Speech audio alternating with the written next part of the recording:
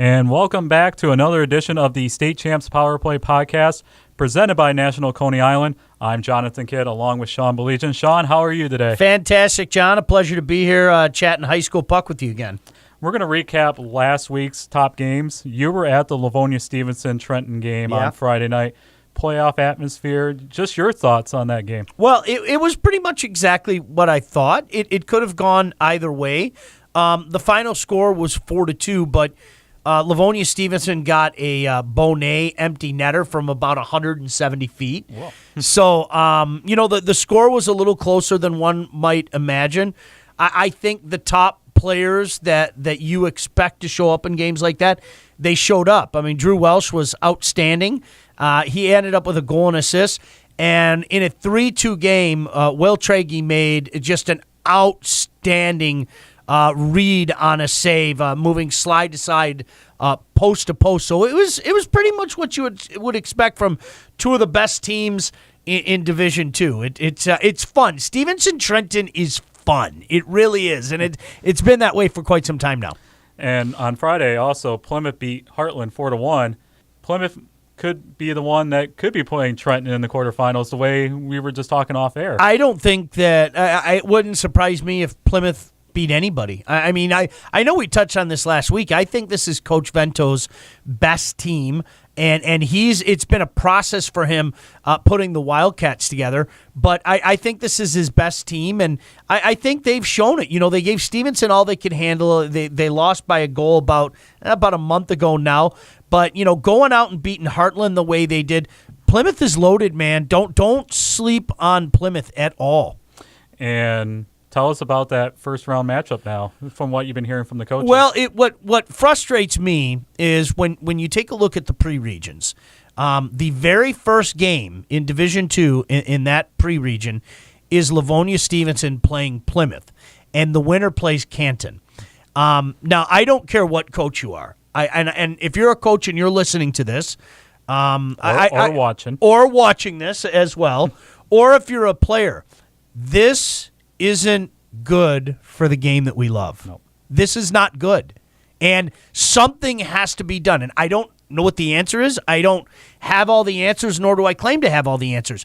But whether it be seeding pre-regions or seeding after the regionals, whatever the case may be, when you have arguably, I'm not saying this definitively, arguably the best team in Division II playing the second best team in Division II in the very first game of the tournament, there's something wrong with that picture.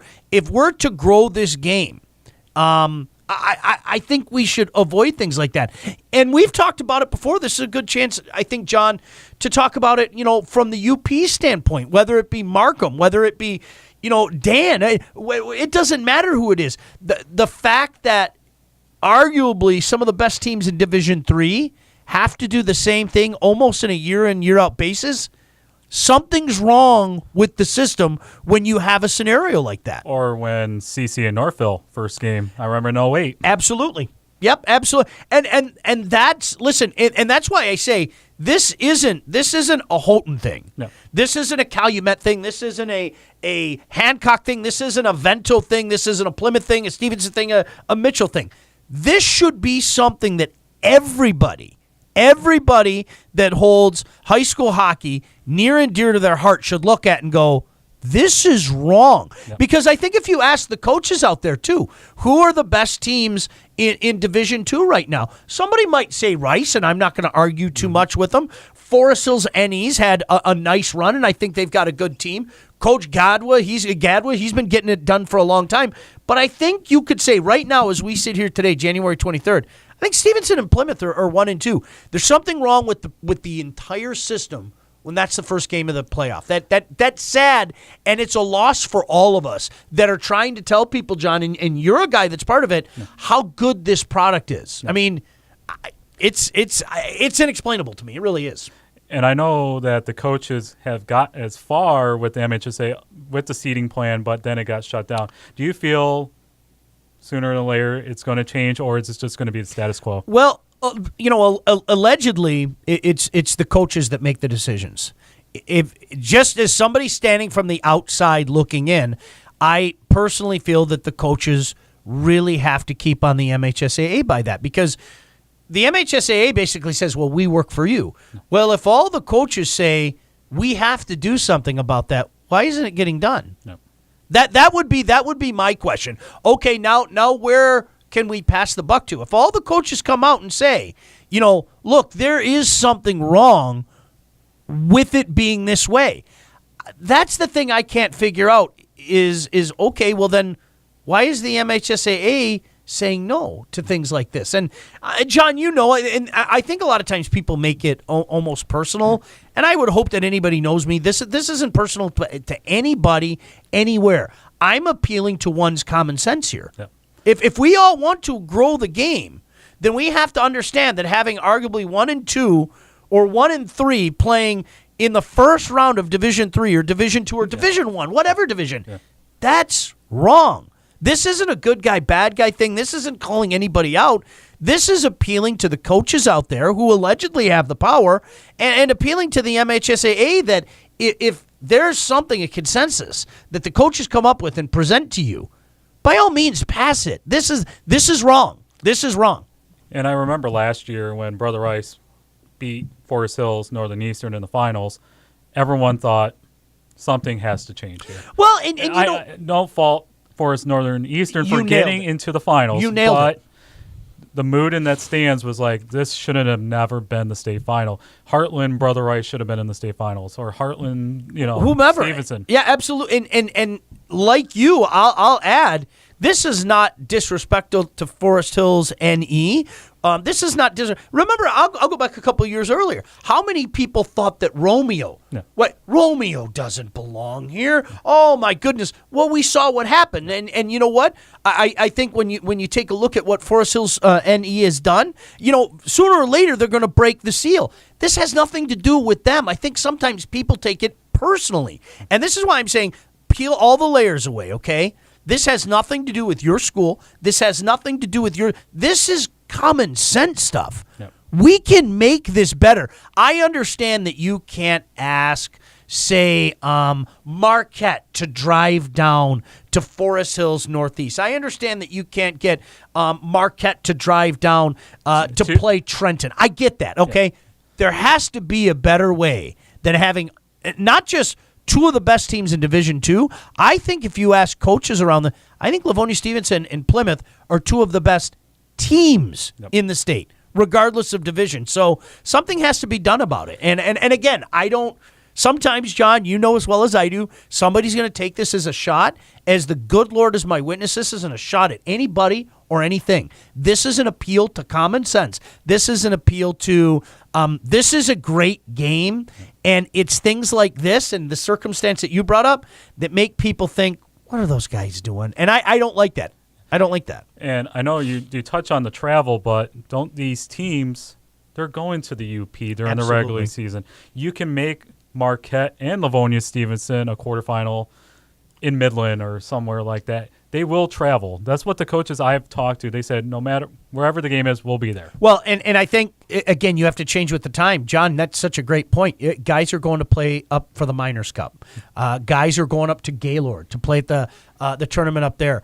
I think Traverse City Central and Traverse City West, Coach Givens has done such a great job up there, but he's hosted the tournament up in Traverse City. You see all the teams coming down for the showcase. Calumet, we were talking about Calumet. I'm going to use Calumet as an example to what you're saying. Yeah. Calumet has really taken on an anybody anywhere. So if you look at Calumet's record right now, they're 6-9-1 right now, but they're playing Brighton, Orchard Lake, St. Mary's, and Cranbrook. Exactly. So that's why dig a little deeper and you'll find out this is a darn good team, and it's not just who they played, it's how tough they played them. And I'll use Cranbrook. I mean, Cranbrook's the same way. Cranbrook right around 500. Cranbrook could beat anybody on any given night. You drop the puck, Cranbrook can play with anybody anywhere. So to me, it's dig a little deeper. And John, Granville's another example. Coach Brazil said, "Okay, I'll come play Stevenson. Mm-hmm. Okay, I'll come. All right, you want me to come play Northville? Mm-hmm. Okay, I'll come play Northville." So that, to me, John, what you brought up, you're exactly right. That's archaic thinking. Mm. Well, we're off to a very, very strong start here of the Power Play podcast presented by National Coney Island. Just briefly, quick, Country Day, they beat Allen Park 4-2 last Friday, and then they beat Birmingham Unified, your favorite team. They beat 3-0. We presented a challenge to them to beat Country Day, get in the rankings, but hey, down the road, Well, that's exactly it, and I love the story of teams like BU. I love the story like that because, unfortunately, you have so many people kind of raise the eyebrow and everything. I think it's a great story. Keep winning. Country Day's legitimate. It's interesting. I was joking with a few of the coaches at the Hub. I said, you guys got smart because you were listening to John and I, and you ranked Country Day. So I noticed that when I looked at it. Isn't that amazing how that works out? No. Don't tell me you guys weren't watching. I joke, I kid. I hope you guys all know that. But, Sam Avola continues to be a great story. I mean, it just, again, his numbers, when you're talking about numbers under a goal a game and a save percentage well over 950. It's absolutely absurd what he's doing. And Yellow Jackets are very intriguing and a well-deserved spot, in my humble opinion, not only in our top 25, but in our top 20. And Alpena beat Gaylord 4-3. In the game I was at last week, Detroit Catholic Central beat Brother Rice 3-2 in overtime. We talked about last week in the podcast about Brendan West, and I saw it firsthand. Wow. He's phenomenal. It was funny. I was talking to a coach that shall remain nameless, but he was talking to me about West, and the one thing that he touched on is something that you and I both talked about. It isn't just the goals; it's the everything. It's the leadership. It's the they needed to pick me up in that game. By all accounts, you were there, and he scored the 2 goals to force overtime and everything. And it goes back to what Coach Kalanicky said. You ask him to do something, he's there at all areas of the ice, and that's a beautiful thing. Brother Rice. And we talked about Stevenson, Plymouth, Trenton, Saline. Yep. From what I saw from Brother Rice, don't count him out in Division Totally 2. Legitimate. Absolutely, totally legitimate. And that's going to be interesting because one side of the bracket in Division 2, whoever comes out of that side of the bracket, I mean, you're talking about basically everybody outside of Forest Hills, NE, Marquette, and Heartland, and Davison. I mean, you've got all the big boys on one side of the bracket. So, no, I'm with you there. I mean, we touched on this last week. Brother Rice had a nice little win streak put together and nearly knocked off Catholic Central. Yeah. And it's funny because I had a coach who basically said to me the same thing that we were talking about, wondering aloud if Catholic Central is going to lose this year. It's not easy to go through high school hockey unbeaten. Yep. I mean, it isn't. There are just too many good teams. Well, they haven't lost to a team in Michigan. Yeah, they lost to Culver the first 2 games and then been on this. On that note, let's go to the top games of the week. Speaking of CC, we touched on Trenton earlier. They play on Wednesday night down in Trenton. We talked about Stevenson and Trenton being a good hockey rivalry now, but we feel Trenton CC is the best hockey rivalry in the state of Michigan. Oh, it's great. It's a beautiful thing, and I'll tell you what, Trenton to me is the type of team that could knock off Catholic Central. I think you need good goaltending. I think you need good depth, and certainly CC is going to have the advantage of just about anybody. But Trenton's goalie is not getting enough credit, in my humble opinion. Boy, you should have seen this glove save he made to keep it 3-2 against Stevenson. I mean, Stevenson did a great job. They broke into the zone as a 3-on-2, and this kid robbed one of the forwards. So that's going to be a dandy. It's going to be a dandy, and you know how it is when you go down there, the Trojan Pit and everything. Oh yeah, the Trojan Pit. It's a pretty cool atmosphere. The game that I'm going to be at, it's going to be Heartland at Northville. That's also going to be on Wednesday. It's going to be the main event on State Champs. You know me, I got to get the plug in there, right? There you go. He's solid. He's Sean Kidd. It's going to be Sunday. You can see the highlights on Sunday at 9 a.m. on Fox Sports Detroit. Northville's on a 2-game losing streak. And Heartland did lose to Plymouth on Friday. The winner of this game, I feel like this game is a pick-me-up, momentum builder for the rest of the season. Yeah, I saw Northville last week, and Franklin gave them all they could handle. Northville won 2-1, but there are 2 teams in Heartland and Northville that haven't won in a couple of games. Of course, Heartland had a tie, and then they lost to Plymouth. And Northville's been on a roll of 1-goal games for a while. Mm-hmm. And they're 2-2 in those 1-goal games. I think at the end of the day, this is a great measuring stick for both of them. Even though one is in Division I, the other obviously in Division II. I like your pick-me-up. All right, I think this is going to catapult one, and we'll see how the other one react. I mean, two outstanding coaches, but that's one that you put a circle around, and I know a guy that might make his way to Northville for that as well. Novi Ice Arena, as it were, for that game tomorrow night. Well, it is a 5:45 game. Yeah, I know a guy that knows that it's a 5:45 game and lives 5 minutes away without giving any names out there. On Thursday night, we go to the OAA Red Division. Rochester Stony Creek, who leads the OAA Red Division, they take on Lake Orion. And you have talked with Nick Field, and he feels very good about this team. Yeah, and they nearly got themselves ranked. I think we had Stony Creek ranked a couple weeks in. Stony Creek got off to a 7-1 start, and they're I think 3-4 since then. But they're an intriguing watch, and they were part of the reason they were on our first rankings, if I'm not mistaken. Lake Orion came really close last week to get in, but they just missed it. But a game like this, I'll use your term again, a good measuring stick. It really is. And as we've talked about, I think sometimes that area gets a little overlooked. There's some good hockey being played out there. We talk about Ike. I think RU has a good team, and Dakota's a team that can jump up and get you. So that's going to be one that I'm intrigued at myself. And we go to the west side of the state on Friday. We have Grand Rapids Forest Northern Eastern, the defending Division II state finalists, going up against East Grand Rapids, 9-6, 8-7. But once again, another measuring stick. Month away from the playoffs. Yeah, and these two teams met back in December. It was a 5-4 game. East Grand Rapids has won a couple games in a row. Forest Hills NE, I had them in the rankings, and then, John, right off the top of my head, I can't remember if it was a 4 or 5 game losing streak. We took them out, but now they're on another win streak again.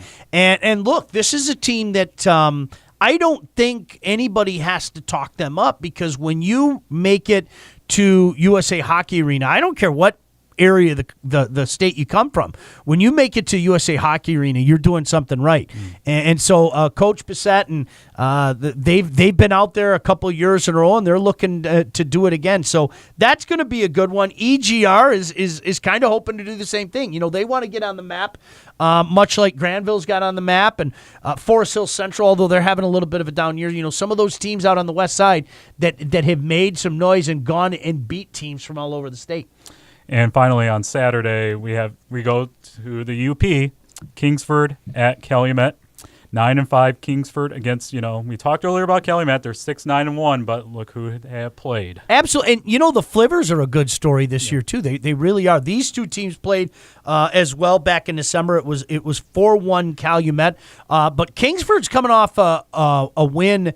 It was against Houghton, if I'm not mistaken. I think that was their last time out. That was a big win, and at Houghton as well. So, listen, Calumet, as you just touched on, I think they're going to be dangerous for anybody. It's unfortunate that they're going to have to play Hancock so early on or play Houghton so early on, but I think they're dangerous for anybody. If you come out of there, if you come out of that UP bracket, you're going to USA Hockey Arena, and you can beat anybody as well. Yep. You really can. So, that's a good one. I told you I've always I've joked about this with Coach Mitchell from Livonia Stevenson. Wouldn't it be great to take a road trip one time? Come on, let's go road trip. Yep. We're gonna go watch Kingsford take on Calumet, and then we're gonna blow over to Escanaba to watch them play Sault Ste. Marie, whatever the case may be. I would love to do something like that, because it really, really is a fun and outstanding brand of hockey up in the UP. I don't know about right now with the snow. Yeah, they're getting a little bit of snow. Well, I do. We're complaining about the rain down here in Metro Detroit. Yeah, they're getting like a foot. Well, I have the F-150 now, so I can put that baby in 4-wheel drive, and we'll be okay. You're watching and listening to the State Champs Power Play podcast. It's presented by National Coney Island. We're going to talk about the Player of the Year that is also presented by National Coney Island. Get this, Sean, over 15,000 total votes so far. Thank you. Really, thank you. It's outstanding, and as we said, your votes don't go for naught. Obviously, the leading getter, we're gonna move him on and everything. That's the fan vote and all that. But John, I think one of the cool things, and I know you wanted to touch on this, it's amazing everywhere that I've gone to in the last week and a half since we kind of brought this up. Every game that I've gone to, I've had a fan, a parent, a coach, somebody say, you have to think about this guy. You have to think about that guy. And, I think this is, perfect time for me to remind everybody, this isn't John Kidd's list. This isn't Sean Belegian's list. Nope. This isn't our list. This is a list that really we take very, very seriously, and we take kind of a coach's consensus in regards to things. So that doesn't mean that somebody still can't jump on the list at this juncture. But, hey, I'll put it to you this way. Drew Welsh wasn't on the list to start the season, and Drew Welsh is now, and rightfully so, I might add. So, really, any of your suggestions, and the coaches out there, feel free to reach out to me. Feel free to reach out to John, and that doesn't mean that we're going to get him on there. I hope you can respect that, but we're going to definitely have a conversation about it, and we'll throw it to some of the coaches that we have, I guess, in our mix, so to speak. Yeah, I've gotten emails from Clarkston, Jenison, Woodhaven, even a Stevenson email, a Flint Powers email. It's all over the place. And Will Tragey, he's leading the vote right now. And the winner of the online vote gets a 20% edge while he gets into the Final Four, but has a 20% edge of winning the High School Hockey Player of the Year. And speaking of, I know we've touched a lot about Tragey and Stevenson. Can a goalie win this? Yes, they can. I know it can happen, but, listen, and I mean no disrespect when I say this. You and I talked about this a few years back, and I'm going to bring it up again. I think John Letherman was a guy when he was at Farmington and they won Division III. And we left him off the list. I think that John Letherman was a guy, if I had a do-over, I might cast my vote for John Letherman. We had to have it in before the Final Four was even secured, and so we've changed the way things are now, folks. But and this was before the quarterfinal. Yeah, this is against Cranbrook. You got it. So it was one of those scenarios where I mean, as the good Lord is our witness, I think John and I because I was broadcasting, but you and I were talking about it at the USA Hockey Arena that year, and I remember vividly you and I going, Letherman? Oops. Yeah, and it was one of the, so it's a fluid process. You learn from your mistakes and everything, but I think that's the answer to can a goalie win it? I think the answer is absolutely, positively yes. And John, you know what? Again, and I mean no disrespect to our eventual winner that year, I think John should have won it. Yep. That's just my humble opinion. I think John should have won it. Yep.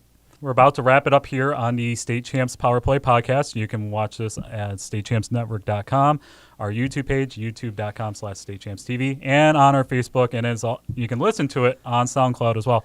Final thoughts. We're just a month away from the hockey playoffs. How do you see the rest of this season play out, the regular season? There are two schools of thought, John. A lot of times you hear people say, well, it's the hot team going into the tournament. It could be.